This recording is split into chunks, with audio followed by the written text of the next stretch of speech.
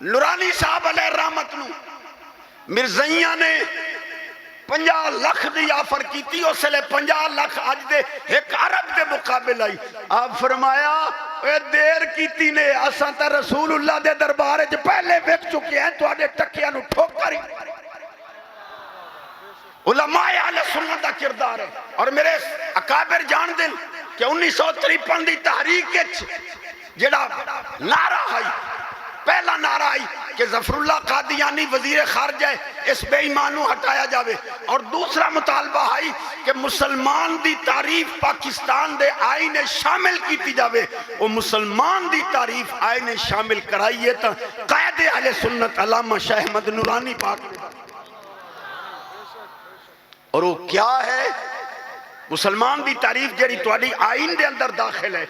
علماء اہل سنت دا کردار ویک آدھیں جی مولوی پیچھا ودن اسا آگا ہیں ہون کیویں آگ سکدے ہو اللہ اکبر شیل چل دے پین گولیاں چل دیا پئیاں سینہ بھی کھلا ہے اور حضور دے غلام آخرین لبائک لبائک لبائک یا رسول اللہ لبائک لبائک لبائک یا رسول اللہ لبائک لبائک لبائک یا رسول اللہ لبائک.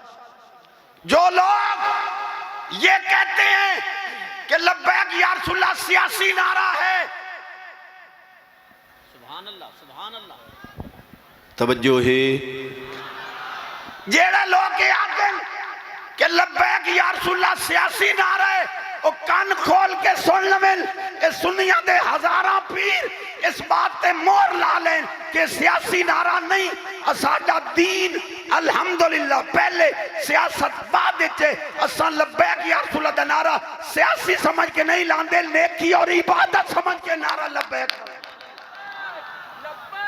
اور الحمدللہ میں شہزادے دے پیر چمن آلا، میں تو باں کھڑی کر کے پورے پاکستان بر کے پوری دنیا چ میرا اعلان گوج رہے کہ اگر صحابہ پاک لبیک یا رسول اللہ دا نعرہ نہیں ماریا، پلیا پلایا چشتی لائے جاؤ چھری پھیر دیو.